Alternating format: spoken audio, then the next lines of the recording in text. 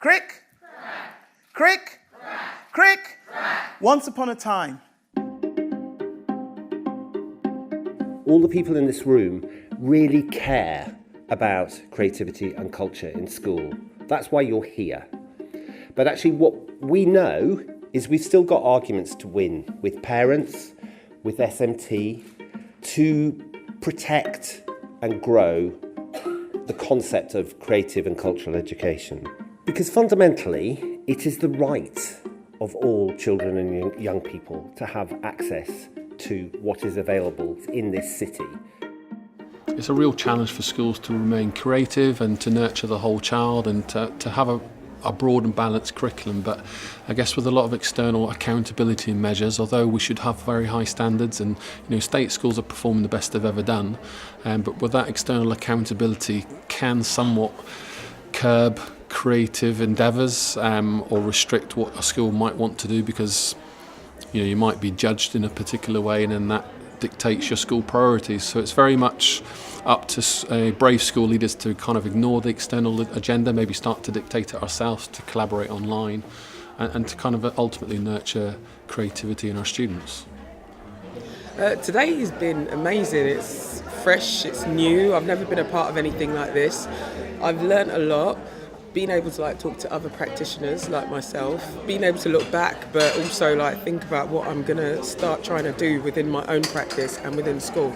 Because I think there is something about a dialogue that needs to take place with the sectors. There's a dialogue that needs to take place with research about understanding what young people need to be successful in life and to live full, rich lives. And I just think, as soon as you start to draw battle lines, people get defensive around that. And I think who will win? Hopefully children will win, because we'll end up with a system that really serves young people well, where they get a really good curriculum that gives cultural capital, that gives them the experiences they need, that gives them the opportunities to do what they want to do in life, regardless of their starting points and backgrounds. Yes, I think how we talk to children about risk and anxiety and fear, frankly, is just as a parent, as a teacher, is quite a major issue.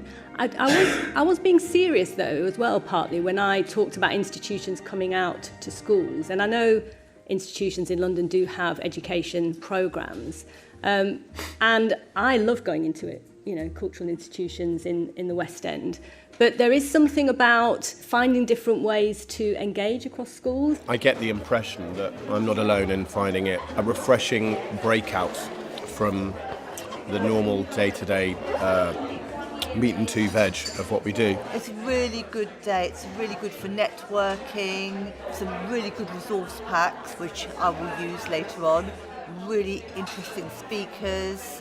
So yes, it's all round a really informative day. So I went to a session on risk and I was reminded how we all need to make mistakes to discover new things and to learn. And this seems like a nice to have, but actually if we're just striving for perfect, we're going to stress ourselves out, we're going to stress the kids out, and they're going to miss out on a lot of things.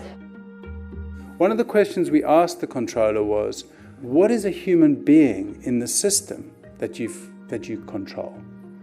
And he was quite flummoxed by that question, and he said, well, it's interesting because our goal is that somebody comes into the system, they travel through it and they leave, and they have, and this is what he said word for word, an unmemorable experience.